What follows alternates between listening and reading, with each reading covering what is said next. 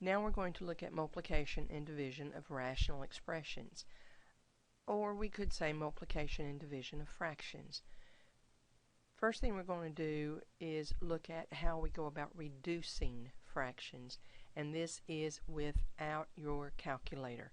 You need to know this, because then it will be more understanding what we have to do a little bit later on, because the rules for numerical fractions have got to exist for fractions that have variables in them.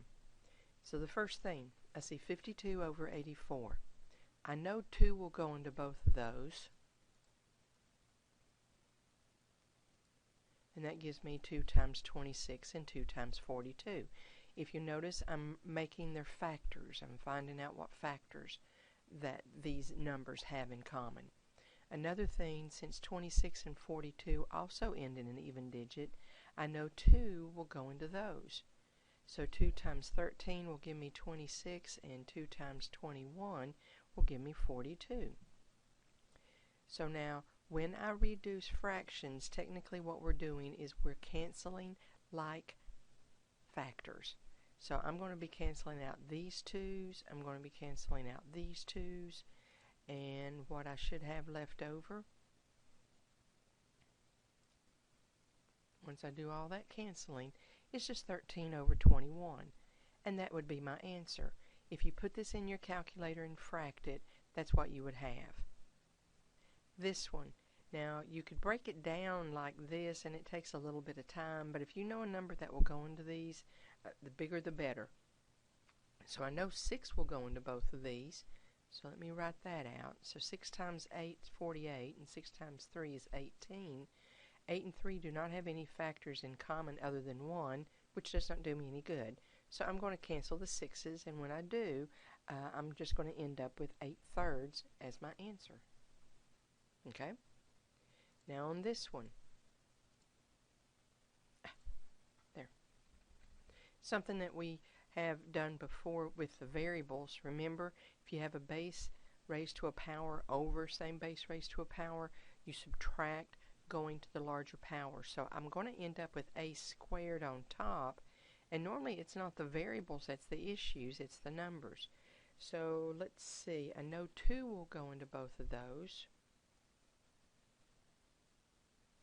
and I'd say probably, yep, notice instead of writing it like this, just divide top and bottom by 2. I've already gone ahead and worked with my a squared, but since 38 and 12 both end in an even digit, I'm going to divide by 2 again. That should leave me 19a squared over 6. Let's see if it does. There it is. You try this one. Pause me. I'm going to go ahead and do it, but you go ahead and do it. So this should give me a 5 on top. 9 will go into 45 evenly, so that'll be a 5 on top. I've got x cubed over x to the 5th. This is my bigger pull, so I should have x squared on the bottom, and then the y will go into y squared, leaving me a y on top. So 5y over x squared. And there it is. Now, here's the bottom line. When we reduce or simplify fractions, we cancel out like factors from the numerator and the denominator. They have to have them in common in order to cancel. Now, if you like doing this and making the lines, go for it. I don't care. It's whichever way might be easier for you to understand. Now, the next one's perform the following operations, reduce when necessary. Now, this is multiplication. Now, bottom line in multiplication, you multiply across. But guys, if you'll notice, I've got a fraction over a fraction times another fraction over a fraction. It is to your advantage to first cancel factors that are common to numerator and denominator. Now you can do it diagonally, or you can do one right above the other, because technically it's still just a fraction. So I know 3 will go into 9 3 times, so I'm going to have a 3 left down here, a 1 here. 4 will go into 16, that'll be 4 times, so I should end up with 4/3. Now let's see how I used to do this when I was in grade school. You just divide, and technically we're just reducing early. So now when you multiply across, you end up with 4 over 3, and that would be your answer. You need to go try this one, see what you end up with. Now I could go 2 into 28. That would leave me 14 here. And 9 to 18, that would leave me 2. But if you'll notice, I could go again. 2 over 14. Now I could multiply across and get 2 over 14, which is 1/7. Or I could, as long as the number's in the numerator and in the denominator, you can keep canceling. So whichever way we go, I should end up with 1/7. So you could multiply across and then reduce, or we'd reduce here. And if you did this in your calculator, you'd have to put a parentheses around this first fraction times this second fraction and frac it. You'll end up with this. But again, I'd rather you do these by hand. You really need to see the process. So, big flower here, multiplying fractions. Cancel like factors in numerator and denominator. As long as there's a number in the numerator and one in the denominator that they can cancel, you go for it. Remultiply remaining factors. You multiply numerators across, multiply denominators across. Now one more, division.